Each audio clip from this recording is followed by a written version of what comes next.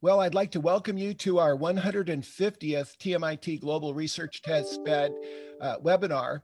The title for today are the 5 rights of emergency care and SBAR for patients. And so we're really thrilled to have you join us today. I'm Dr. Charles Denham. I'm chairman of TMIT Global and the co-founder of the MedTech Bystander Rescue Care Program.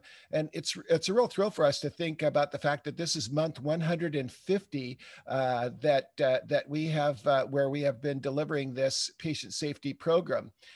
For those of you that want to go back to download more information, and we'll have a number of resources and the videotapes and a number of things available to you, go to www.safetyleaders.org and you'll be able to go back. We'll continue to provide resources and assets as things go on. On our 4th slide, we discuss our disclosure statement. I'll allow you to read that on your own, but there are no products, services, or technologies that will be discussed. No funding from this program but from pharmaceutical or device companies in the healthcare space. And although you will see trademarks, they're only to protect the integrity of the content. And if you can go to our social media addresses, and in the new year, 2021, we'll be a lot more active on social media. Our purpose, mission, and values are critically important to us. Our purpose statement is, we will measure our success by how we protect and enrich the lives of families, patients, and caregivers. Our mission is to accelerate performance solutions that save lives, save money, and create value in the communities we serve and the ventures we undertake. Our values, our core values spell I care: integrity, compassion, accountability, reliability, and entrepreneurship. And we really attempt to be able to live those values in everything we do. For those of you that are new to us, we represent about 3,100 hospitals, leaders from 3,100 hospitals and 3,000 communities. And over the last 35 years, we've had a wonderful growing network of at least 500 subject matter experts. And this is through many national programs that we've undertaken. And it's a remarkable experience to have so many experts. The slide with the 500 subject matter experts is our stock photographs so that we don't betray the privacy of all of our experts. However, our experts consist of doctors, of administrators, of nurses, of infection preventionists, risk managers, patients, families who are not professional caregivers, but are contributors to the patient safety movement. We have approximately 10% of our network are administrative governance leaders, and we have a number of operational and financial leaders of hospitals and healthcare. For those of you that are new, we always want to start every one of our programs, and we have from the very beginning, with the voice of the patient. And we will ask Jennifer Dingman, who's a spectacular voice of the patient. She's a published author in patient safety. She has many years of experience of contributing to national programs. Noteworthy is the fact that she and Heather Foster, who will be speaking as well, both won the Pete Conrad Global Patient Safety Award for contributions globally in patient safety. And Jennifer is also a co-author of sections of the National Quality Forum Safe Practices, through which some of the content that we'll present today was placed back in 2010. So Jennifer, thank you for being such a wonderful contributor to patient safety. Would you start us off? Thank you, Dr. Denham, for the kind introduction. I just want to thank everyone for being here today. This is going to be a very important and interesting webinar. I urge you to share the video once it's up on the computer with all of your colleagues and friends and invite them to come to the next webinar. Again, thank you so much for being here. This is exciting for me, and I'm looking forward to the program today. I'll give it back to you, Doctor. Thank you so much. Thanks, Jennifer, and we'll have you speak as a reactor as well when we're done. So I'll tell you the 2 topics that we're covering today came out of content that we had been producing in another monthly webinar addressing the Corona Care community of practice and fulfilling that. So I will cover some of those topics, but we're delighted to have Dr. Christopher Peabody, who's an emergency medicine doctor, an innovator, and we've been working together since 2009 when we met at Harvard when he was a Zuckerman Fellow in his third year of medical school. Heather Foster is a terrific nurse, practicing nurse, trained infection preventionist, and has also been a terrific contributor to the program of the coronavirus community of practice. We will cover today the 5 rights of emergency care. This is a framework that we had been working on for years. We put it together and have used it with caregivers, but also been working with a number of patients and families. And now in the COVID crisis, the presentations today and videotape today really come from a huge demand that Dr. Peabody received after sharing how the 5 rights of emergency care could be applied to COVID. We'll also be covering SBAR for patients, and this is particularly really fun for me because back in 2008, I wrote the article and proposed the tool SBAR for patients with contributions from Doug Bonacum, who at that time was the head of risk management for Kaiser and who had developed the SBAR tool. And so it is a real delight to return to see how this tool can be used in the current crisis when we're really not able to have as many firsthand contact events with our caregivers. So just a little background on this, since it's emergency care that we're covering. About 5 years ago with Dr. Greg Boats and Chief Adcox at the MD Anderson Cancer Center, and then with wonderful contributions from a number of patient advocates such as Jenny Dingman and Dan Ford, and a number that most of you would know in the patient safety community, as well as Heather Foster in the last 2 to 3 years, we developed a bystander rescue care program to teach bystanders Good Samaritan care and how they can triple or more than triple survival by knowing what to do before EMS arrives.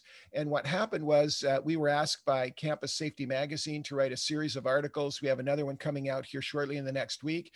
And we'll also let you know about a summit that Chief Adcox and Dr. Boats and I will be doing for them for all the schools across the country. However, we focused on the 8 leading causes of death. How would we have known that infections would be so critically important, which is one of the 8 that we focus on? These articles are available on the website and may be downloaded. However, started 5 years ago, saved the first life in the first 7-week course, even before we graduated, the first set of kids. And now we train everyone from 8 to 80, lifeguards, doctors, nurses, and have launched this in 5 states. So then the coronavirus crisis hit, and we realized that we really needed to help the essential critical infrastructure workers, the 16 industry sectors identified by Homeland Security, to keep the water, the food, the power, the information, the money flowing in our community. And then in August 18th this year, teachers, all teachers, educators at every level from K through 12, higher education, graduate schools, and technical schools were all added as essential critical workers. And so we established a community of practice much like this one, and you're part of one, and we'd love to have you continue with us in patient safety. We started one for the coronavirus issue. And so the very first Thursday of every month, we now have a webinar for essential critical workers, including healthcare, but also the general public. What we discovered was the Achilles heel in our nation are the family units, and they're the family transmission chains. That's where people are really getting infected. Now we're seeing that across our nation. And that's why Dr. Peabody and I worked on the 5 rights of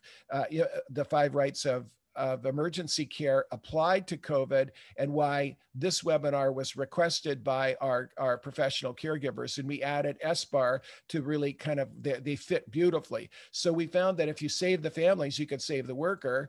If you save the families across communities, you can save the nation. So our focus has been on that. We're very blessed to now be undertaking a study where we'll likely have over 1,000 families in part of our study by January 1st. And the more that we work on it, the more we identify the family transmission chains as key.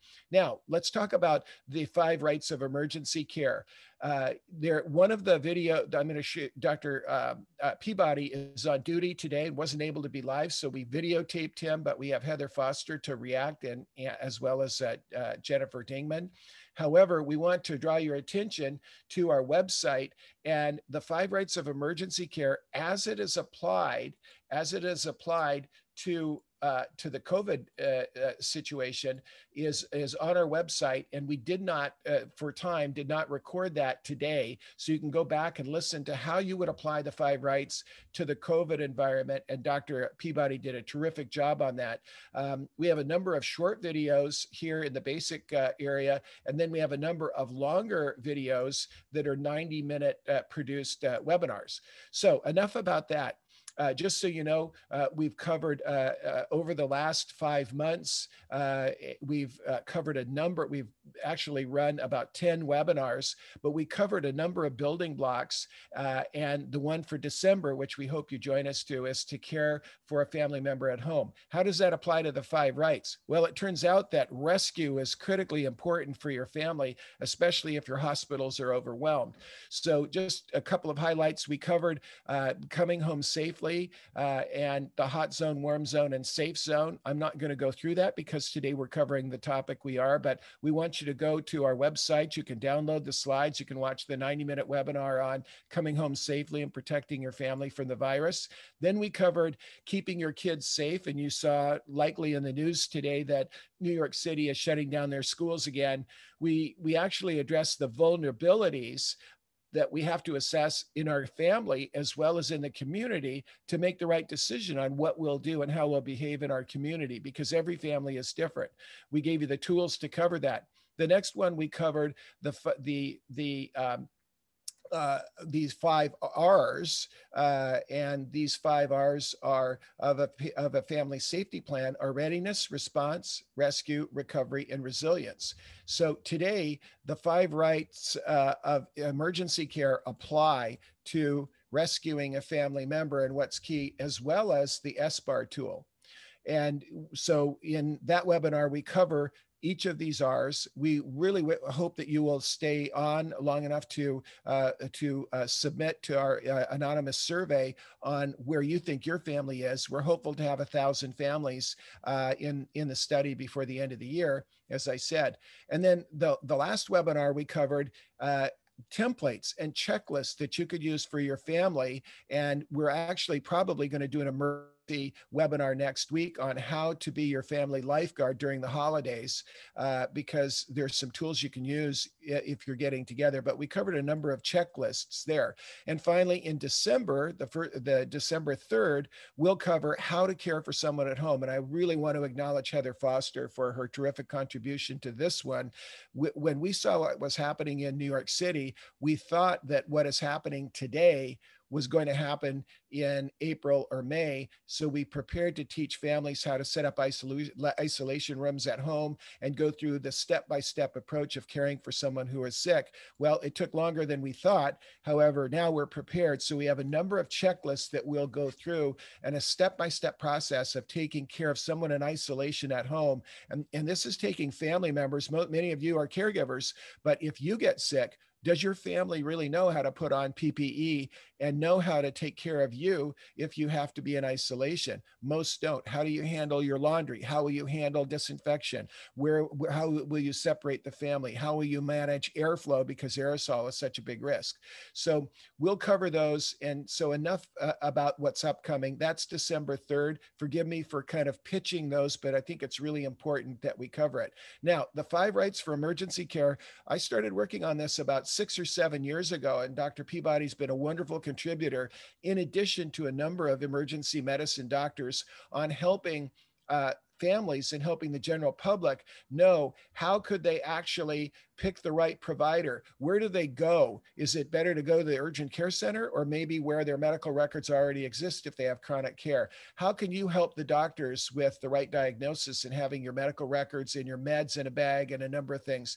How can you understand about the right treatment? And really importantly, what you'll find, discharge precautions, which are the real weakest link for patient safety, and the right follow-up after the emergency event. So we developed developed this because we were seeing so many of these problems and difficulties. And so what we'll do is I'm going to have Dr. Peabody kind of address this. And I refilmed him because we had such great reviews from our audience that they really wanted more.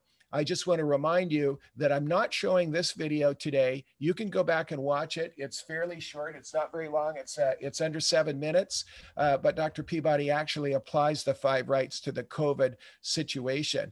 And so if you wish to have the deeper dive of the video that I'm going to show, and you just only want to watch the video that I'm going to show now, you can go on our landing site. So I'm going to set up our discussion with that video first, and then Dr. Peabody is really going to kind of walk us through it. So I'm going to show the video that I've recorded with him after you see the general video. Care University serves patients, family caregivers, and professional caregivers with education targeting care issues with expertise from a network of more than 500 subject matter experts from leading medical centers. And we will measure our success by how we will protect and enrich the lives of the families we serve, both those of patients and professional caregivers, because everyone is a patient and everyone can be a caregiver. At CareU, our challenge is to target what we call high-impact care hazards, those conditions that are the most frequent, severe, preventable, and measurable. Our solution is to help patients, families, and professional caregivers adopt new behaviors that can become life-saving habits, which we call Lifeline Behaviors. Few families have been spared from the fear and stress of a healthcare emergency. Trauma team to emergency. Our emergency department visit was a blur. It's so frightening to have someone you love in trouble. Normally I can deal with stressful events, but I was just paralyzed. Without a guide and a checklist to follow, we would have been lost. Whether you or a loved one receive acute care for an emergency, chronic care over time, or even preventive care to stay free of disease, there are many things you can do to make your journey safer and better. There are very specific actions you can take, especially during an emergency when stress can blind even the most competent of us. This module addresses a framework we use to help you get the best emergency care possible. This framework is called the 5 Rights of Emergency Care. We've created a simple checklist you can use with a paper and pen that applies to what you learn. Or download it and use it on a computer, or even use it as an application on your smartphone. Your caregiver may even provide it during an office or emergency room visit. So let's review what you'll learn about the 5 Rights of Emergency Care. The framework has 5 main sets of lifeline behaviors, or rights that you can follow to get the best emergency care for you or your loved one. The right provider. If you have an emergency in your own area, it is important to know where the emergency care providers are, and if you have time to make a choice, make the best choice. Most people think of going to the nearest hospital. However, that may not be the best choice for you or your family. Emergency services vary from urgent care centers, many of which are like a 24-hour doctor's office that provides certain but not all emergency services, to specialty emergency departments at hospitals that specialize in trauma, stroke, cancer, and pediatric emergencies that strike children. What is critical to know is that your prior medical records are vital to your care, and without access to them, tests may need to be repeated to get the right information. This can cause great delays when time is of critical importance. So one factor, if you have a choice, is to go to the emergency department at a hospital where you've already been treated that has access to your medical records. For instance, you might drive right by an urgent care center and go a little farther to the hospital where you've been treated before. This will save you significant time and money, and may even save your life. Many times emergencies like car accidents, falls, strokes, or heart attacks strike with little warning. And that is why your ICE, or your in case of emergency contact information should be in your wallet and on your smartphone. We will show you how you can put this vital information on your phone, because first responders are taught to check there first. You need to have more than one contact, since you might be with the family member you choose during an accident. The right diagnosis. Bring your medical records if you have time to get them together, a full set of them if you have them.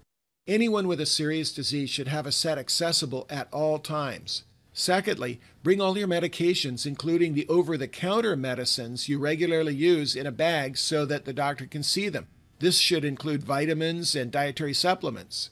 If you have a medication list you follow, bring that too. For many emergency conditions, your blood will be drawn, and prior records are important for comparison. Always find out why you're getting such a test and what will be done with the results. Finally, x-rays and other imaging tests may be run, such as ultrasound studies. And again, prior studies or at least prior reports of imaging may be helpful. Sophisticated imaging studies such as CAT scans or magnetic resonance imaging studies, MRIs, may be done. Make sure to know why and ask how you can get those studies on compact discs for the future so that you can leave with them. If you ask the imaging technologist when they are done, it can really save time. If you or your loved one are too sick to ask, any family member can do the asking, always graciously. The staff are your best friend. The right treatment.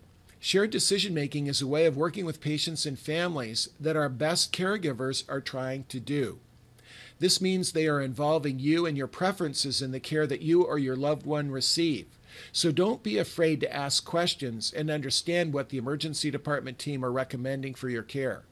The plan for your care might involve treatment to address short-term symptoms as well as long-term care recommendations. For instance, you might come in with a cut that needs to be sewn up or a procedure, and during your visit they find that you have high blood pressure that your primary care doctor will need to treat soon. There may also be additional things that they need to do after initial symptoms are treated. In a majority of ED visits, a prescription for medication will be written, and over-the-counter medicines will also be recommended. You need to know what they are, why they're recommended, and when to start and stop taking them. 2/3 of patients in hospital beds come through the emergency department, so a hospital admission may be recommended for you or your loved one. Ask why the hospital admission is necessary and who will be the caregiver team they will hand you off to when you move to a hospital bed. Ask what's important about the care that you'll receive. A huge proportion of medical errors occur during such handoffs, and you and your family need to be a vital part of the communication chain. Frequently, patients sit in hospital beds awaiting care, and a knowledgeable and gracious family member can help keep things moving. Right discharge. This is one of the most important segments of the trip to the emergency department. Imagine your symptoms have been addressed, and you think you're out of the woods and on your way home. This is where so much preventable suffering, cost, and worry can be addressed with the discharge plan. Return precautions are absolutely vital. This means what you need to know about returning to the emergency department. You need to understand your medical problem that was treated, the diagnosis, and what was determined through testing, the treatment you receive, and what you'll need to do or receive going forward, the vital return precautions, what you need to be watching for, like a rise in temperature or other things, such as no improvement or a return of symptoms. Simply put, any reason why you should return to the emergency department. Your care team will give you a list. Just like you reconcile your bank book, you must have a reconciled or updated medication list if medications have been changed. Make sure to know what to take and what not to take.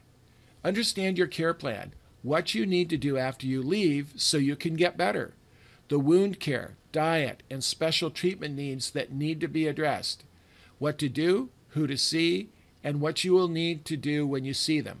And the one thing people fail to remember is to get all the paperwork. Try to get all the imaging reports and test results. They will save you an enormous amount of frustration and cost later on. And if you can get the imaging studies on CD, do so. These imaging studies are expensive, costly to duplicate, and vital in the future. Many organizations will give them to you on a compact disc.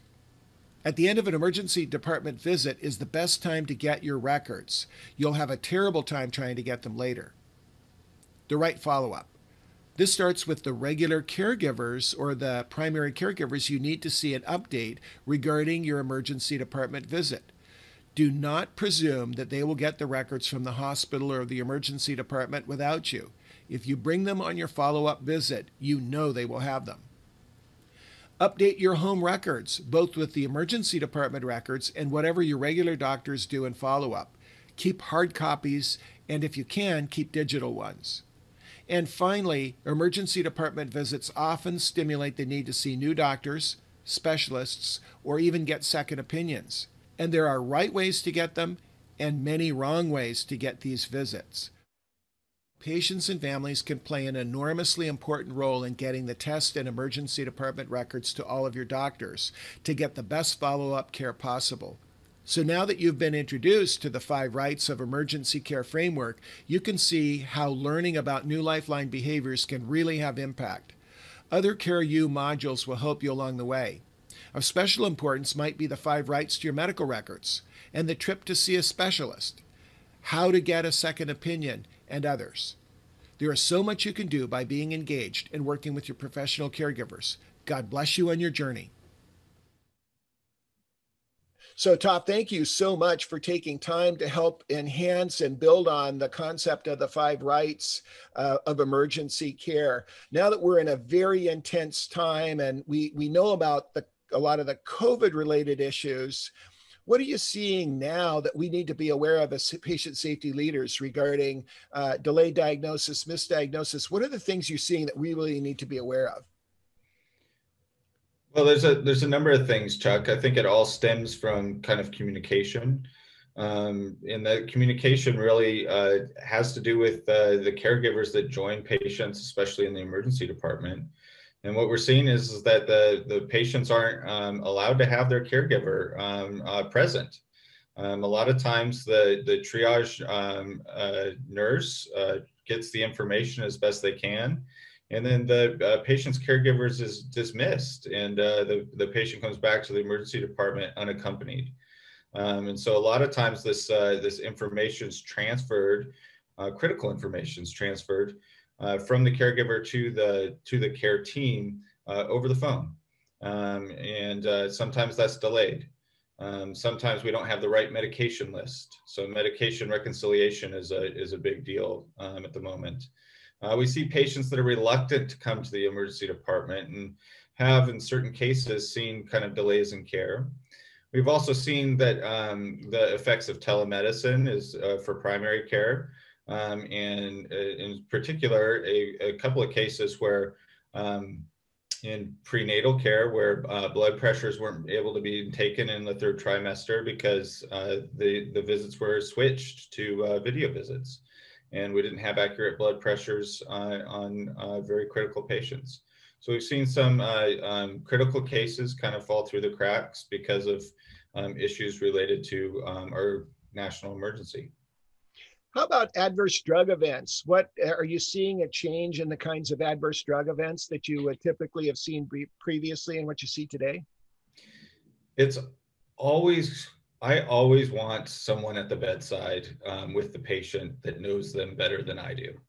And what I'm finding is that the caregiver that is normally with the patient day in and day out, whether that be their spouse, that be a caregiver that goes into the house daily to work with our elderly patients, aren't allowed at the bedside anymore. So yes, we are seeing a lot of issues, especially in relation to medication reconciliation. Most of these cases are near misses. Most of them are, but as we know, the near misses in patient safety is the siren right before a major event. And so I personally haven't seen a major event yet in relation to medications, but I've seen a lot of near misses. How about adherence and compliance to the use of the medicines now that there's a protracted time period between them seeing primary care or a specialist? Do you see people dropping off of their meds and not taking their anti-coag, or not taking their blood pressure medicines, or not taking critical medicines that are keeping them healthy? I have seen a number of cases where patients have waited for refills because they have to go in to or have a telemedicine visit to be able to do that. So I've had a couple of patients who came in at the end of their when their medications have run out and they haven't been able to take them for a few days to get prescriptions, and this is in the emergency department. So I'm sure our primary care colleagues are seeing a lot of this right now. I've also seen a number of patients not have their medications, especially blood pressure medications, adjusted as frequently as they may in the pre-COVID times, because we haven't been able to get accurate blood pressures. Again, in the kind of telemedicine world that we're living in. Do you think there's a place for a virtual med reconciliation so that people don't have to go in, but we are looping back and just reconciling the meds and making sure everything's as planned and everybody's in agreement?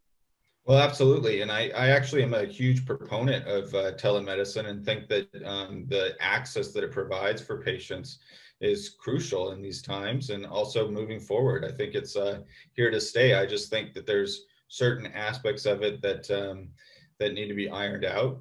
One of those that I've seen, and I'll mention it again, is kind of accurate blood pressures. How are we going to do that in the era of telemedicine? Is a home blood pressure cuff enough, and do patients that have limited access to healthcare have access to those devices? So yes, I think a virtual medication reconciliation is kind of in the pipeline, is probably being used in certain systems. I do worry about kind of that digital divide for patients that have lower access to healthcare in general. But I think, yes, we are seeing this being very much accelerated because of COVID. So do you recommend that every family should have a pulse oximeter? We've seen that a lot of people are starting to recommend not having that in addition to recognizing the CDC's emergency signs, which they've now got posted on their website, that they relate to oxygen saturation. Would you recommend families that can afford it to get a pulse oximeter? Well, especially families that are COVID positive. I think having a pulse oximeter is a really good idea. Should every family have a pulse oximeter hanging around? I'll tell you, our family does, but I'm also an emergency physician and like to have that data around. But I don't think it needs to be a standard kind of family thing unless you have one of those diagnoses, especially COVID being one of those diagnoses. I think having a pulse oximeter is key to kind of the way we've been seeing the disease progress when you're at home. And so, yes, a pulse oximeter in certain circumstances is vital for care at home. How about having your medical records on a thumb drive and being able to come in with that? Are you all able in the emergency department to be able to access a thumb drive, or are there security issues that make it hard to do that? Yeah, you know what, Chuck, I think having your medical records and at least your medications kind of on your mobile device and being able to show that directly to the clinician and to your care team so that they can input it into their system is actually perfectly fine, and probably easier for patients to have because it's something they have on them all the time. So I've been finding that very helpful. To date, I haven't ever had a patient come in with a thumb drive that I've been able to access. So I think but the phone records, that happens all the time. So is that a patient portal that your healthcare system already has that you can show your the paramedics that come, or the emergency providers once you get to the emergency department? That would be great. But if you don't have access to one of those portals that has your up-to-date information, keeping a list of your medical diagnoses and keeping a list, especially of your medications, including the dosing, is critical for the care team in the emergency department. Fantastic. So really, we can put on our phones, we can put files and learn how to put files on our phones that can be opened up. Do you recommend having family members email records directly to the emergency department? Is that allowable in terms of HIPAA these days if we can't get things to you directly? Again, I think most of the emergency care information is done kind of in a face-to-face manner. And so I think showing them the document on your phone itself is perfectly acceptable. Again, haven't had a patient email me because I worry about the security of Sure. kind of that transfer in relation to HIPAA. There are ways to send secure emails. There are ways to kind of, especially in certain healthcare systems, send secure emails to your providers. However, in the emergency department, it's usually a fast-paced environment. I would much rather just have you show me the information you have on your screen. Fantastic. Coming back to medications and adverse drug events, we know the top three are anticoagulation, opioids, and diabetic agents. Are you seeing things later and you are seeing compounding problems with them? They're over 60% of our adverse drug events. So it's interesting, especially, so I work in the Bay Area in San Francisco, and we've been seeing a lot more fentanyl overdoses, kind of hitting the levels of what we were seeing back east before COVID. We've been also seeing a lot of anxiety and depression in relation to, I think, the lockdowns that have been happening and the social distancing and not being able to kind of interact with people. So we've been seeing a lot of kind of isolation and folks self-medicating because of this, and so we've seen a lot of exacerbations of depression. We've seen more suicide attempts than we have in the past, and I've seen more fentanyl overdoses lately. And I'm not sure if that's necessarily related to COVID, but I will say that it's probably related to the access of this medications coming into our region. How about anticoagulation and related to and not related to COVID? Are you seeing any changes? I think mostly the things around anti-coag that I've been seeing is getting access to your prescriptions, especially folks that are having take anticoagulation for a valve replacement. Most of these patients are still on warfarin or on Coumadin, and they haven't been able to access the Coumadin clinic as much as they had in the past.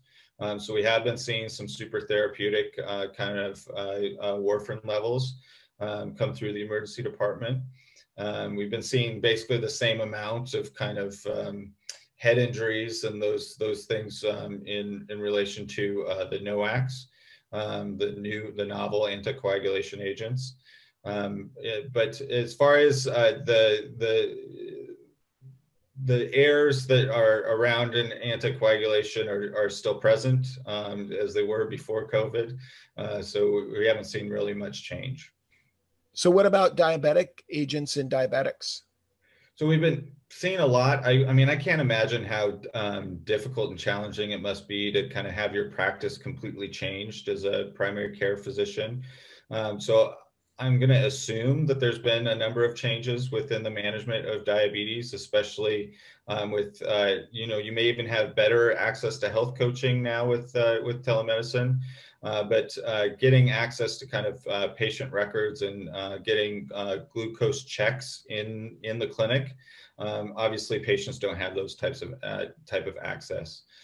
In the emergency department, I basically have seen no significant change. I see diabetes out of control before COVID, and I've seen diabetes out of control after COVID. So so we still see a lot of diabetic-related complications coming through the emergency department.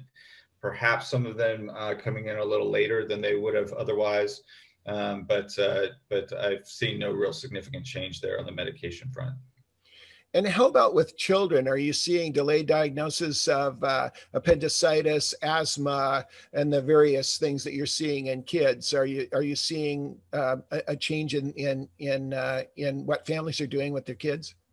What's interesting, so we're going into flu season now.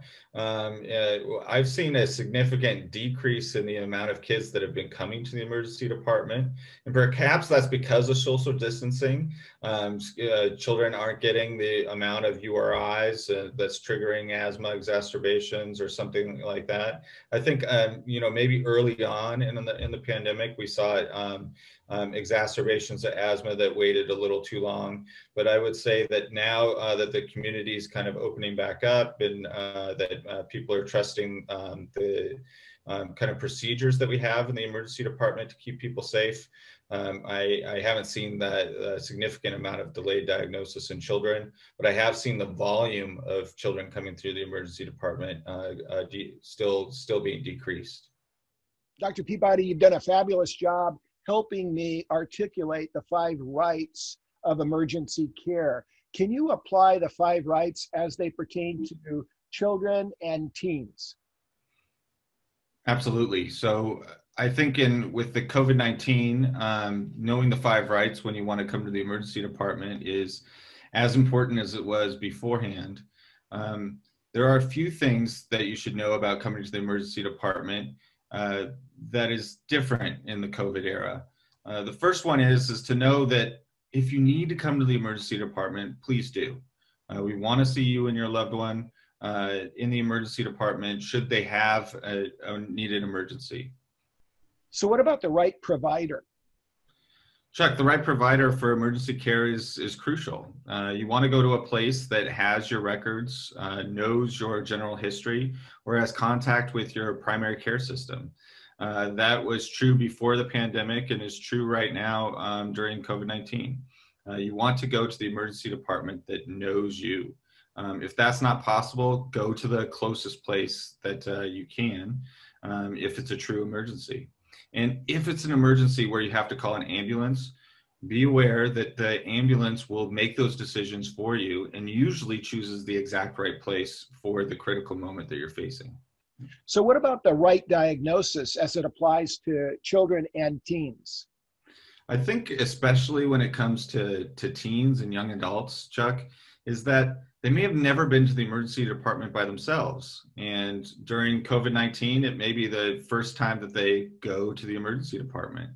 And so just knowing that you should have your medical information, the medications that you're taking, any workup or lab results that are recent, any imaging that may that you and your family may have is going to be really important to have on hand for that physician and care team that see you at one point in time in the emergency department.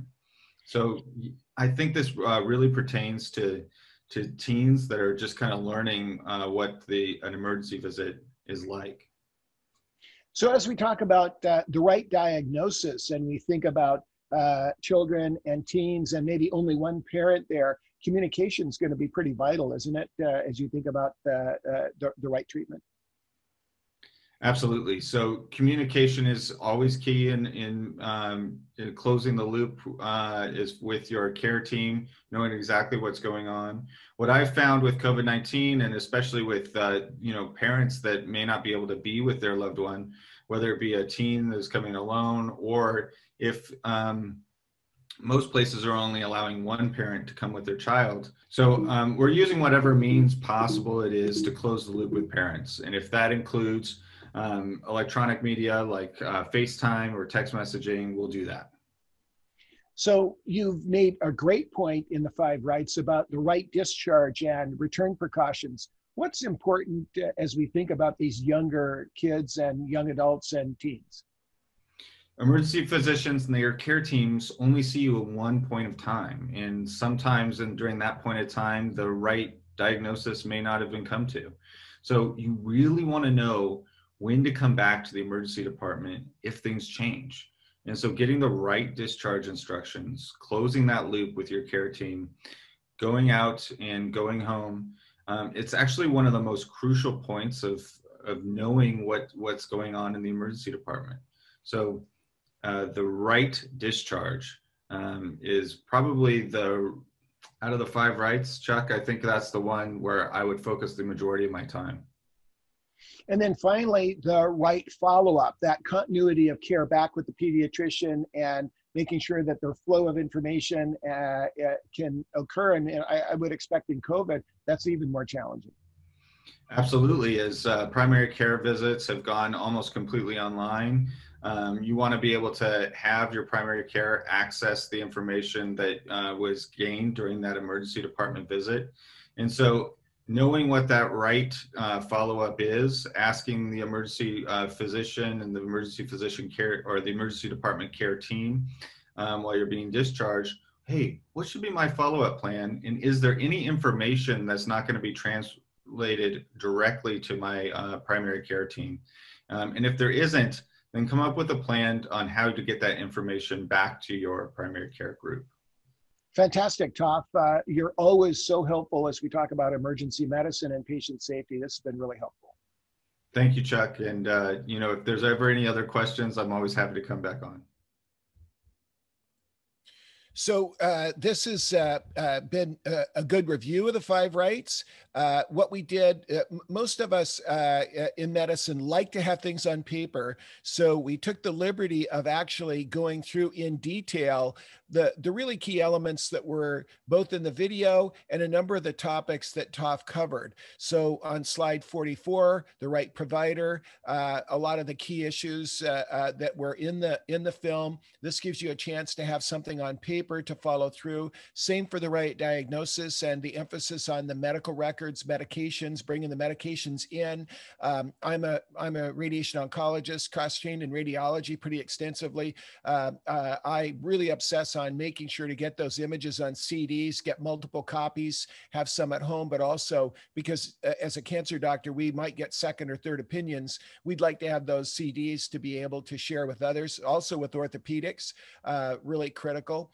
Then the right treatment, I think we covered that pretty well. And then as you saw, Dr. Peabody covered the right discharge. And as he said, those of us that are in patient safety, we see the wheels fall off very, very frequently right here at the right discharge. And I've had that happen with a stressful event with my own son where I forgot to get something that a surgeon recommended just because I was still in the stress of the trauma of my young son having a bad fall and a major laceration, and didn't get the postoperative antibiotic that was necessary. And he ended up with an infection, and primarily just because as a caregiver, you're still a dad. And when you're under stress, you can make those mistakes, which I did.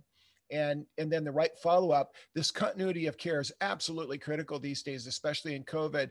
And where it was another breakdown, it's a major breakdown. So we've provided those to you to give you an opportunity to have something in writing to go back to. And we're really appreciative of Dr. Peabody, who's now going to speak on the issue of SBAR.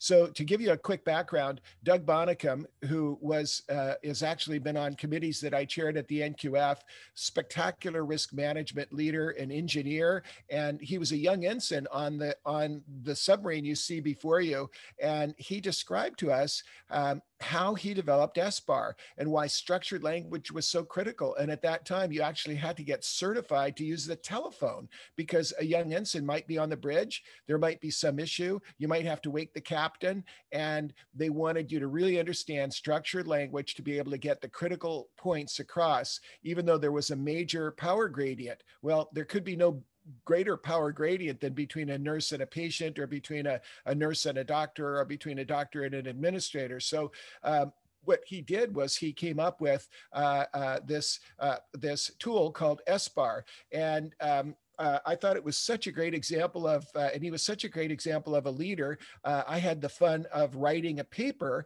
and the paper that I wrote was SBAR for Patients, but I told the story of SBAR. Now, I'm presuming you all as an audience are patient safety leaders who are quite familiar with this tool that we have used, and there's ample content in the literature about the powerful nature of this tool, how it saved many adverse events in OB, in surgery, and in many areas, and it's become, we built it into the National Quality Forum Safe Practices. So I won't belabor the point and presume that you're already an educated audience. If you're fresh to this and have never seen SBAR, the article I wrote was actually summarized what you see before you, which are the key elements of SBAR. And what we did was we just said, okay, good to understand what it is. The situation is the S, the B is the background, A is assessment, and then the recommendations. And when this was developed and piloted in the OB field for high-risk pregnancies, this gave nurses the opportunity with a doctor they may not know and not be part of a team to be able to organize their thoughts about some critical issues and be able to come up with a recommendation in a proper way where the organization believed that this structured language was appropriate. So then what I did was, as a cancer doctor and having seen so many breakdowns in communication between parents of children and between patients with very serious illnesses, I proposed that a new innovation might be to use the same structured language. We know quite a bit now after working with IHI on health literacy, people like Gail Nelson and a number of experts, that health literacy is such a critical issue. If we could teach patients how to describe the situation that exists today, the background that led to that situation, assessment of what they felt was going on, and make the request of the doctor that this could be something that could be helpful. So what we did was we put this tool together. I wrote the paper, and then we piloted it and tested it. Now, what you'll find is that the letters all spell SBAR except for the last letter, and the change was request. Instead of a nurse making a recommendation, it was for the patient to make a request. So the situation is, here's the current situation of concern. We teach patients and families what's an active medical problem, something requiring care, the purpose of the visit, what's the background that led to the situation for that emergency visit or the second opinion or whatever, and the important information the family thinks it's important for the caregivers to know, their assessment. And we're not expecting them to come up with a diagnosis, but we do want them to give them the opportunity, give them the luxury of saying, hey, what do you think's going on? And in talking with Toph, you'll hear some of the comments that he'll make. And then the request is a clear ask. Doctor, I really wish you'd take a look at my wife for this reason and what the priority is. And it also reminds us as caregivers to prioritize their priorities, to make sure that after that visit, that the concern or the worry has been covered. And a number of the topics that are key are human factors science, health literacy. Are we speaking at the level of the family to be able to understand it? And then really practice active listening. Can we really be more active about our listening and be better listeners so that we don't miss that last thing that might be said? So now I'm going to play Dr. Peabody's review of this tool.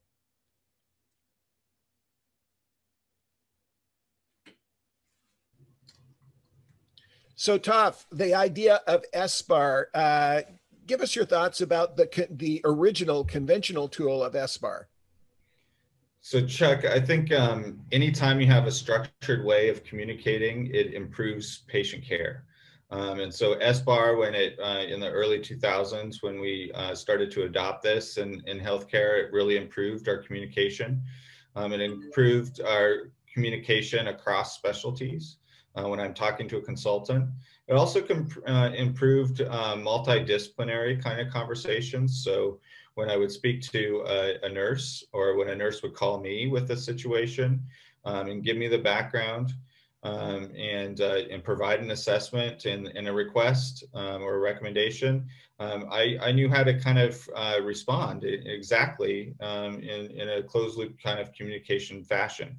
And so just having this way of thinking and thinking in a methodical way, speaking clearly the same way every time, really cuts down on patient errors and improves communication. What are your thoughts about SBAR for patients, just parenthetically at the broad level, and then we'll dig into each one of the letters. But your thoughts on equipping patients and families so they're prepared now in this time when we've got communication pretty fractured? I think any time that you can have a way to organize your thoughts and to organize how you want to communicate, is going to be a great way. So you can do that by having a list of kind of concerns and questions. But don't you think it would be great to speak in the same kind of structure that we're used to hearing all the time in the hospital? And so I think that's really what the magic is with SBAR for patients. So if you can tell me what the situation is, what the background is, kind of what the baseline is of your loved one, and then give me your assessment. What's been going on lately? Why are they here? And then your request. A lot of times we have the issue of that I may think that your loved one's in the emergency department for these reasons, and I think they may be safe to go home, but I didn't answer the actual request that you had. And so giving me that request right away will ensure that I actually answer the questions that you and your loved one have when they come to the emergency department. So I think it's a beautiful tool. I think it's a way to quickly give me the information in a way that I've been trained to receive it.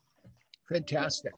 So Top, as we think about SBAR for patients, what are your tips regarding a family member or a patient describing their situation? Well, thanks, Chuck. I think in times of COVID, a lot of times the caregivers aren't allowed to come back in the emergency department with their loved one. And so I really think that this interaction may actually take place over the phone. So this is a critical way to communicate. And I think when you're describing the situation, just be very clear. What's the reason why your loved one is in the emergency department? What exactly is going on? And you can give that to the care team in a very concise way.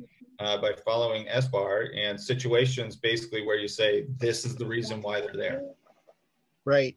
And we talk about having their active medical problems in front of them, which is pretty important that the family member or the patient know they have 4 active medical problems for which they're receiving care. It kind of organizes them as well, doesn't it?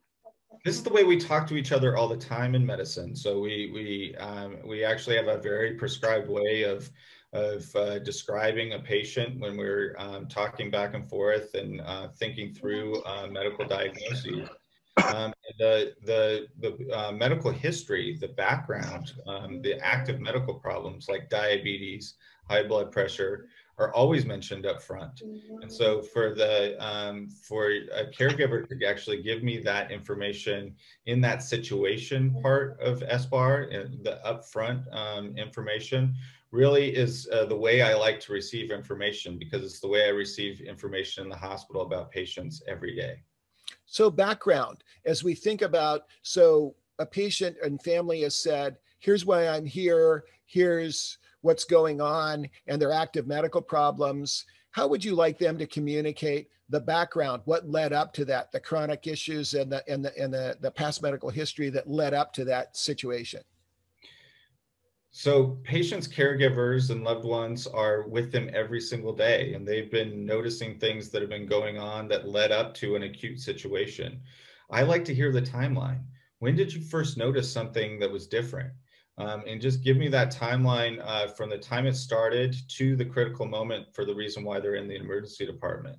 And that's really a great way for a clinician to kind of hear exactly what's been going on, because timing in these emergent cases is very important to the right diagnosis. And you and I have talked about the background of medicines used, medicines started, medicines discontinued, the current medication lists, and what's happened over the course of care to get them to that point. When we do a medication reconciliation, that's exactly what I want to hear. Was there any acute changes in medication that then now have led to the reason why you're in the emergency department today? And so, yes, anything that's changed in the last week to 2 weeks, or however long it's been leading up to this unscheduled acute care visit, is pertinent information for us. And the great place to kind of hear that is part of the background in the SBAR communication tool. Fantastic. Now, assessment, and when we built the SBAR for patients, the tool for patients, we never thought that we were going to ask the caregiver or patient to make their own diagnosis. but isn't it often helpful for them to say what they really think is going on? Because they often want to tell us that. Absolutely. And in fact, I always ask my patients, what do you think's going on? Because I want to be able to, one, address that, or two, to confirm that that's exactly what's going on. A lot of times patients do know what's going on. They've had this condition before, and it's the exacerbation of a chronic problem. And so I do like to at least know what the patient's loved one is thinking is going on, because I can either provide some education around why that's not exactly what's going on and why I think it's something else, or it helps me think through the case and actually speak to someone that's been with this patient for much more time than I will have ever been able to spend with them. So I really find that information valuable. We don't expect, our job is to make the right diagnosis. You know, we are not expecting you to actually be right, but it is nice for us to know kind of what you're thinking or what you're most worried about, so that we can address that with you directly. I'd hate for you to come to an emergency department, have a complete workup done, and you still be wondering, well, did they actually think of whether or not this was a heart attack or not? And so if you were to tell me that right up front, I'm really concerned about a heart attack, then I'd be able to address that with you directly. So this is just a great tool for us to be able to communicate frankly, and give you the right information at the right time to really make that right diagnosis. Fantastic. Great. Very thoughtful. And then finally, request. And quite often, I can't imagine in the many years I practiced as a cancer doctor that I didn't have somebody coming in and the request was the thing that was really on their mind. And so how would you like them to frame their request if we give them the structure of SBAR? And what are your tips there? So my tips as far as making a request is exactly what do you want to achieve for this emergency department visit? And that can mean a number of things. One, it could mean getting to the right diagnosis, ruling out an emergency. Or two, it can mean, hey, my loved one's functional status has declined to a point where I can't take care of them by myself at home anymore. So I'm requesting that I get some more help at home, no matter what the ultimate diagnosis ends up being. These are the types of things that we need to hear early so that we can start to get things ready for you. The last thing I want to hear is this type of request at the end of the visit, because obviously getting you more help at home with your loved one is something that's going to take quite a while for me to get arranged. And so if I hear that up front, I can start to think about it and marshal resources of the hospital for you early. And so if you do have a request, if there's some underlying reason that's not apparent right when you come in, giving it to me right there in that first after you've given me the situation, your background and assessment, giving me that request right away is very helpful to the care of your loved one. And oftentimes we're taught, and we've taught medical students and residents who we've educated, it's often the last thing they say before you leave the room. Don't miss that. And the one thing that I learned from one of my mentors, who I talk to even weekly now here 35 years later, is I always would go in and sit down. Patients feel like you're there longer and you care more if you sit down eye to eye with them. And now we have computer screens competing with the eye contact as well. When we worked with Google, we learned that binocular eye connection between two people takes 7 to 10 seconds to develop trust. How often have we breezed into a room with our file under our arm or turned to a computer screen and we haven't given it that opportunity? Well, listen, Toph, you've been wonderful. We're really excited about the gift of knowledge you've given us during this crisis, COVID crisis. And I think it's brought right up to the fore the 5 rights of emergency care, and brought a tool that Doug Bonacum developed and has brought something to us that we can now use in telemedicine. So I guess my last comment is something that you taught me when we were developing the 5 rights of emergency care. how vital return precautions are. Can you give us the last pitch of why that's so important and why that's one of the biggest areas of error and harm in emergency medicine?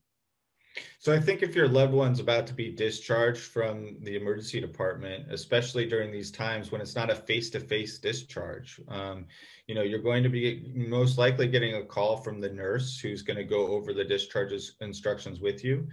And if it's not abundantly clear, you really want to understand when you should come back, or what if certain symptoms develop, you need to come back either right away, and then to figure out exactly what the follow-up is recommended to be. So these are the return precautions. We see patients at a single moment in time, and we do the best we can with the information we have at that single moment of time. But you're with your loved one for longer periods. You're with them for a very long time, and you know your loved one the best. And so if the symptoms are getting worse, if the symptoms are not getting resolved in the time frame that the physician or the care team actually told you they expect them to get resolved with, these are reasons to either come back to the emergency department or to get treatment through your primary care doctor, as was recommended by your care team. So really understanding what those return precautions are and what that follow-up plan is critical to the closure of any emergency department visit, especially when you're not able to kind of be there during the visit and kind of see it unfold and kind of have that innate understanding of what happened yourself. If you're waiting at home and you're about to go pick up your loved one, these explicit return precautions need to be even more apparent now than they were even before the COVID-19 crisis. Top our interviews of emergency departments of major cancer centers have the same story, that they'll give people return precautions for fever and other signs and symptoms, and almost universally, people wait too long. They don't want to go back. They think it'll get a little better. It doesn't get better. Now it's the middle of the night. Now you have to wait till the morning. Is that what you see? Is it one of the biggest problems is waiting too long? Well, I see this with that, patients actually and their loved ones say, well, I was just at the doctor, so why would I have to go back? They already looked at that. But again, we see someone at a single moment of time and things change. Right. And so if something changes where it doesn't seem right, we want to see you right away. We want to see you back so that we can get the right diagnosis. And perhaps it wasn't abundantly clear what was going on with your loved one when we saw in that single moment of time. So getting those multiple visits sometimes is the right thing for your loved one. And so I'd hate for you to wait for too long to come back and see us, especially if it's on the list, worsening abdominal pain, a fever. If you have one of those things, and that's a reason why to come back right away, don't wait, come back and see us. Great. Toph, thank you so much. We really appreciate it. We look forward to the future articles that we'll put together on this topic. Absolutely, Chuck. Thanks for having me. So Dr. Peabody has just really provided us a wealth of information and knowledge. I'm really, really delighted to have Heather Foster, who's been a frequent speaker for us and really become a national speaker, is a practicing nurse in Colorado who's championed the cause of patient safety and caregiver safety with real courage. As I said, she was one of the recipients of the Pete Conrad Global Patient Safety Award. She's been a nurse infection preventionist. However, she's also seeing the surge that's occurring now. Heather, I just want to kind of open it up to you to see what topics that you'd like to reinforce that you heard Dr. Peabody cover, and then we'll go to Jennifer. Heather? Yeah, hi, Chuck. Can you hear me? Yes, we can. Yeah, I think in this time of COVID, I agree with Dr. Peabody there. We see these patients in a moment in time. We just had a situation this week where our doc was overwhelmed, but the family was calling me about medical history that they knew the patient would not share with us. And it was pertinent information that had to do with her memory. So As with COVID, you know, one of the signs is confusion, and it happened to be a baseline for her. So that was important for us to have that information at hand. And I think one of the biggest things, COVID or not, is the med reconciliation. I think it's one measure I wish we had down pat between the public and the medical community. I think getting that message out to patients that there's some kind of co-accountability when it comes to their care, that's one aspect I would definitely reinforce. Fantastic. And you also are seeing, so the surge that you're seeing right now, this issue of communication, do you think SBAR for patients might be helpful to educate our folks in primary care? Oh, definitely, Chuck. I think when SBAR first came out, it took quite a while for it to get traction within certain facets of the medical community. And it just gives a clear picture, especially to, you know, we use SBAR when we're communicating with our docs over the phone. It gives them a picture to go off of so they can make that clinical decision. That can only be true for when families call us and give us a picture of what that family member is like at home. So yeah, I definitely believe that we can teach this to the layperson. Fantastic. I'm going to come back to you, Heather, and to Jenny, but I want to go to Jenny right now. Jenny, you've had years and years experience of counseling families that have had adverse events, and many of them occurred through communication failures. Any thoughts that you'd like to reinforce that you heard from Dr. Peabody? It was kind of a wealth of information. Well, thank you, Dr. Denham and Dr. Peabody and Ms. Foster. You know, it was so refreshing to hear what Dr. Peabody and Heather said about the patient and family communicating and letting the providers and the clinicians know everything about the patient. For so many years, that hasn't really been the case. Unfortunately, in the culture, if you say too much as a family member or a caregiver, sometimes you feel a little bit intimidated or shut down by a hurried clinician, who rightfully so is hurried because there's so much stress inside of the system and very little time. I'm very impressed with what Dr. Peabody said about sitting down and making eye contact. I personally had probably the best primary care physician in the world for quite a long time. And he would always do that with our family. He would sit down and it just came natural to him. And, you know, he's since moved away and I miss him terribly. And the folks that took over are wonderful as well, but I was very impressed with that. I urge everyone here on the call listening to take this advice and ask your patients and their families for information and for advice. What Heather said about the lady, confusion in the elderly is a big problem with COVID right now. So it's imperative that there is a second set of eyes and ears. And if they can't be present physically, please do something through Zoom or telephone to make sure that nothing is missed. Again, I wanted to thank Dr. Peabody for stressing the importance of returning to the hospital or going to the ER after discharge if you're having issues and problems. Through the years, many of the patients and families that I have spoken to, and my own family included, we feel kind of uncomfortable going back. We feel, well, it's going to be okay. Don't want to bother them. They're busy. This is something that I really want to see put forth to the public through the medical industry to allow patients and families to know that it is okay and stress the importance on discharge. Circle it in big yellow or red ink.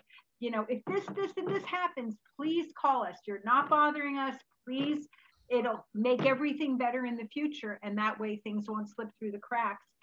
Communication is by far the greatest obstacle in safer healthcare. And unfortunately, after 25 years, there are still so many problems with communication. So I've learned so much today, and I just want to thank everyone here for having me and also educating the audience with this great information. Thanks, Dr. Denham.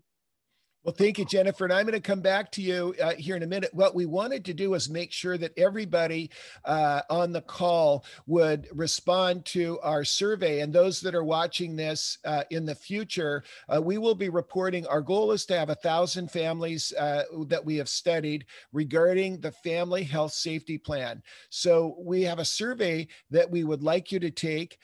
You'll see it pop up. Thank you, Kyle, our Chief of Staff, who's behind the scenes, always doing a miraculous job for us.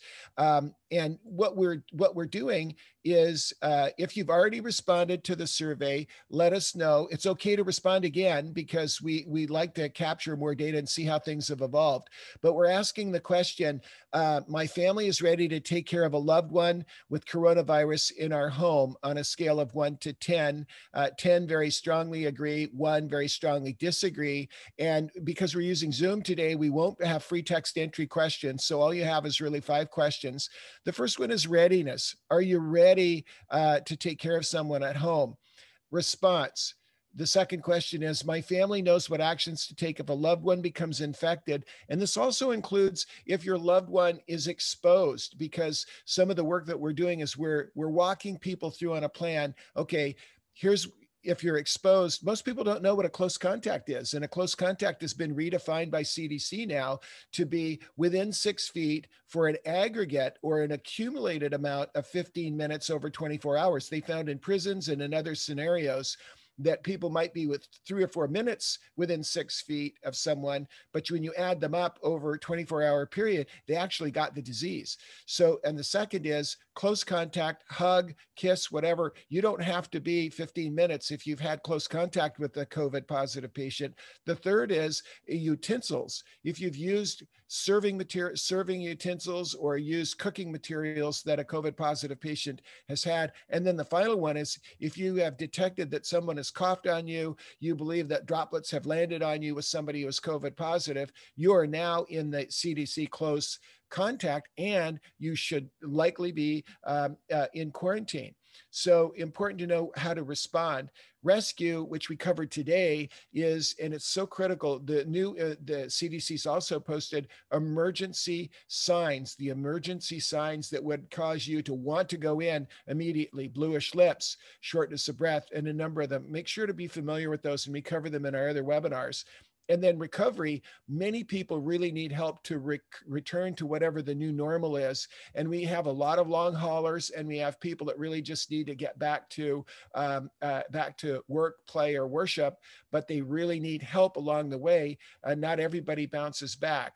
And then finally, resilience. And we use this term, and we developed our MedTech program out of what we were doing for active shooter events and anti-terrorism events at Texas Medical Center. And this is a term we use in law enforcement. That resilience means target hardening. Are you prepared to really make your family less susceptible over time? So, and these are questions that we really want to cover. So I'm going to ask you all to please respond to our survey.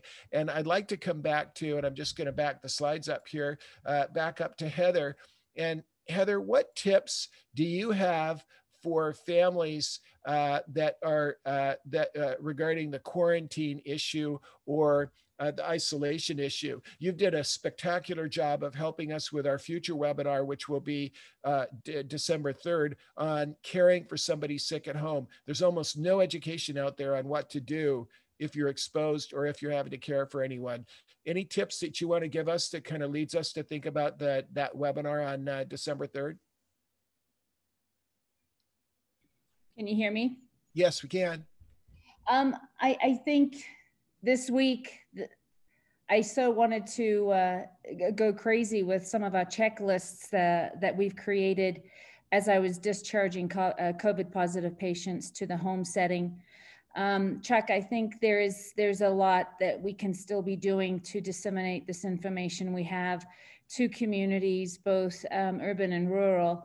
My, the one tip I have is just keep asking questions. There's no stupid question. People are hungry for information, but one population group I believe that we're just kind of overseeing especially with the acute care setting, are the hearing impaired. You try to communicate with a Wow. COVID patient who does not have hearing while you're wearing a PAPR. Wow. That really took my skill to a different level, that I had to just be creative. Fortunately, again, the family stepped up. We were able to communicate, and that information was disseminated to the patient once she got home. But that's an area we might want to consider targeting too, Chuck. Fantastic. For those, we have more and more of the general public that are now on our webinars, and they love to be trained with you all, caregivers. Can you describe the PAPR and describe what's it like now to come in to be seen, and what you're going to see when you see people, and what that device is? You know, it can be intimidating, I think, for kids, especially. I think we can still be creative and with our PAPRs, maybe making it more child friendly. But again, I think for those population groups, you're going to have a family member representative that is allowed to stay at the bedside. At least in our area, that group is allowed to have a caregiver. So explaining it so that it's not scary. But yeah, we have PAPRs, fortunately, where we can still use our stethoscopes to auscultate lung sounds, but it does impair some of your assessment skills. We explain to our patients that come in what we're going to be wearing and not to be alarmed. But to be honest with you, once they hear that, they're relieved that we're taking the most extreme measures to protect our other patients and our staff. And the term PAPR is Powered Air Purifying Respirator. So it's a device that is headgear, and you kind of look like you're on a TV show or a NASA kind of headgear, but actually it really protects you as a caregiver, because it's filtering the air you're breathing, and is probably the safest that you can have when you're caring for a patient. Is that right? That's correct. Yes, Chuck. Gotcha. So, and we just want to draw everybody's attention to these videos are totally free. They're on the website. We've already provided the link, but Jenny, you kind of addressed this issue of care of seniors. So I brought that up for you. And what we had done at the very beginning of the crisis, when New York City was experiencing, and New York State was experiencing such an amazing influx and surge of patients, we realized that our seniors were, and those that are at risk with underlying conditions, were really a challenge. And we thought what is happening now today across the country was going to hit in April or May. So we put this video together and a checklist, which you can download off of our web, to be able to take care of the seniors in our communities here. And in our community where I live in Laguna Beach, we work together with the association, the Homeowners Association, to identify who are the folks that are at risk. How can we help them get groceries? How can we make sure to help them cover what they need to cover if they were to have to go in for care, including pet care, their bills, a whole host of things, because many seniors live together. And we've now had multiple friends, which I have had, both the husband and the wife in their 80s or 90s, both got the disease and both were hospitalized. Who runs the show and takes care of the pets and the plants and all the other things? So we've got a checklist that we put together on that. We also produced a videotape with Dr. Gladstone McDowell, who did the 5 rights of pain management. And as a systems engineer, that I'm attracted to have structures. And so when I developed the 5 rights for pain management, for emergency medicine, for getting your medical records together, I tapped the best experts I could to build those. And Dr. Gladstone McDowell is in this video regarding telemedicine. And we covered what do you need to know about telemedicine? And Dr. McDowell also has developed with us the strategy for pain management. These are pretty short videos. The care for seniors at risk is only 8 minutes. The rest of the videos that are in the advanced modules that you see are our 90-minute webinars, and we produce them as a little mini documentary so that you can go back and watch them, but then download content. The other thing I want to draw your attention to is we just uploaded 2 days ago, and for those that are watching in the future, we're going to keep curating the content. But what we did was we updated the social distance video. It's 17 minutes. It provides all the latest information regarding or lockdowns, regarding isolation, regarding quarantine, and to make sure that we follow those current guidelines, which are changing pretty rapidly.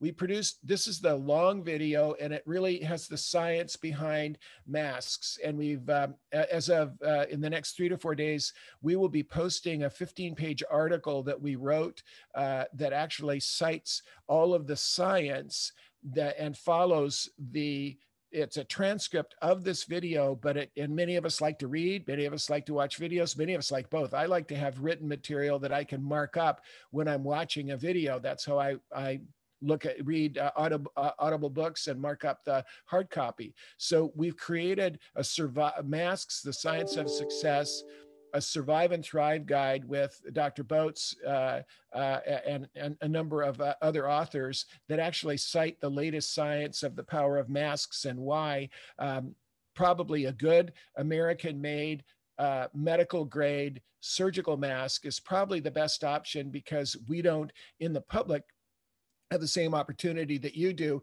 Heather, to have an N95 mask fit tested. So we know, so we've covered the highlights and what's really important about masks, and the fact that a 2-ply cloth mask gives you 60% inhale protection, 60% exhale.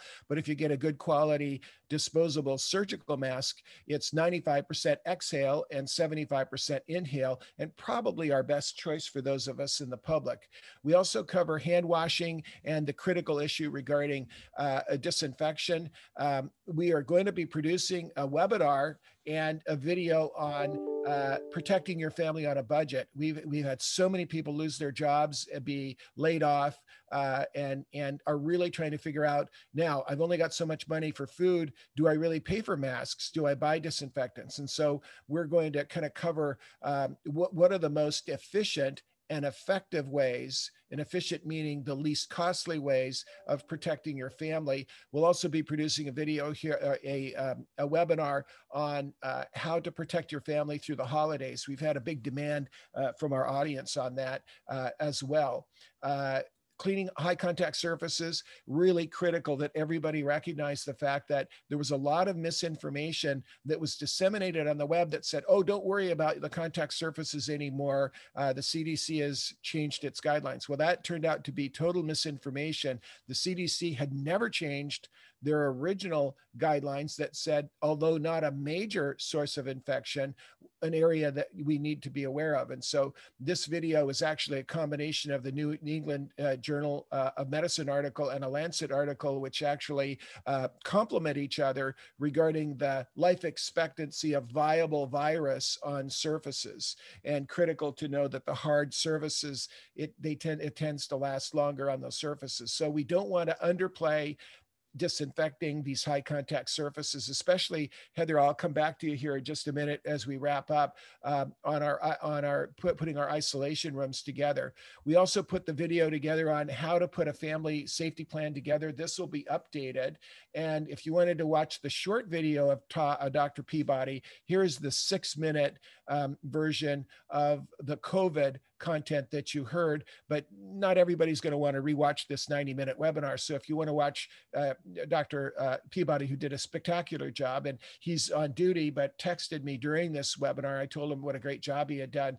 I really think that it could be helpful. And then finally, so many people want to know, well, what is a respirator? And we get confused when we talk about an N95 mask being a respirator. That's a term, a technical term, but the respirator is the automatic functional device that blows air in and out of the lungs. And fortunately, we've learned that many people don't need that now. We can put them lay them on their tummy in a prone position and actually get good oxygen exchange and not have to go through the trauma of being on a respirator.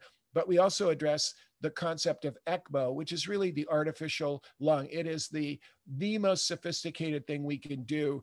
If you can't exchange oxygen for carbon dioxide, we can actually channel the blood out of your body and then exchange that oxygen. And a lot of people want to know what that is. So we cover that in this very short 8-minute video.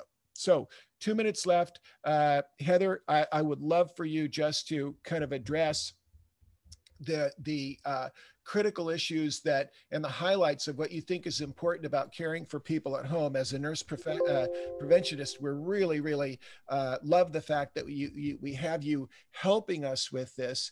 Are there highlights that you think are critically important as we talk about caring for someone at home? And then we'll go to Jenny and we'll wrap up our webinar today. So this is our December 3rd webinar. Heather did a fabulous job along with Dr. Boats and a number of experts. But Heather, anything that you think are the most important highlights of what we'll cover in December?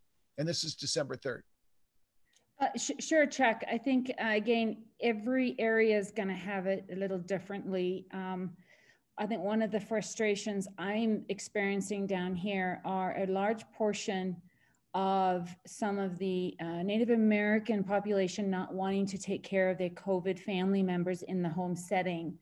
And I do believe a lot of it is just a lack of information driven. And I think if we could just get this information out to them, a lot do have multi-generational families living under one roof, so I can understand that fear.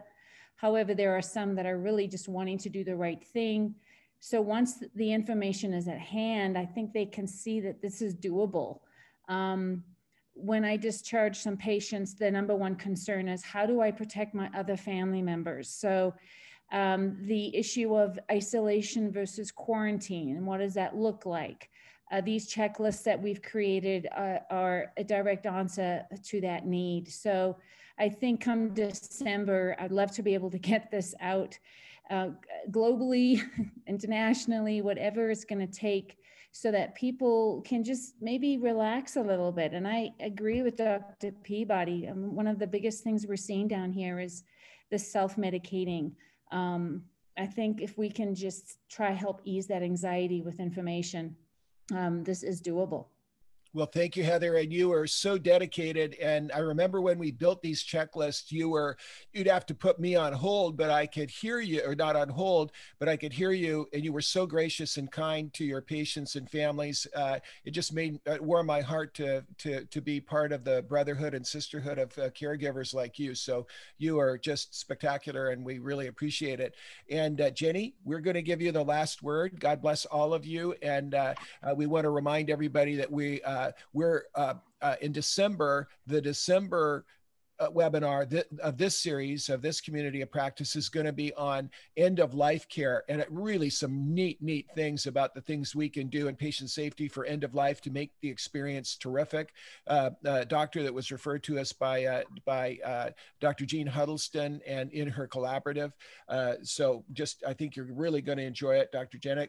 But Jenny, would you please close us, and we'll let everybody go, but we really hope that you'll join us in the first week of December to address this issue. Thanks, Dr. Denham. Yeah, it was a really great webinar today, and I learned a lot, and I'm sure the audience did as well. Again, I urge you to share the video once it's up and running, as well as all of the other videos. Share the modules, spread the word that this is happening. This is a great resource, particularly now during the COVID pandemic. Wishing everyone a very happy and safe Thanksgiving, and we'll see you next time. Thank you all for attending. Bye-bye, and God bless. Thank you, Jenny.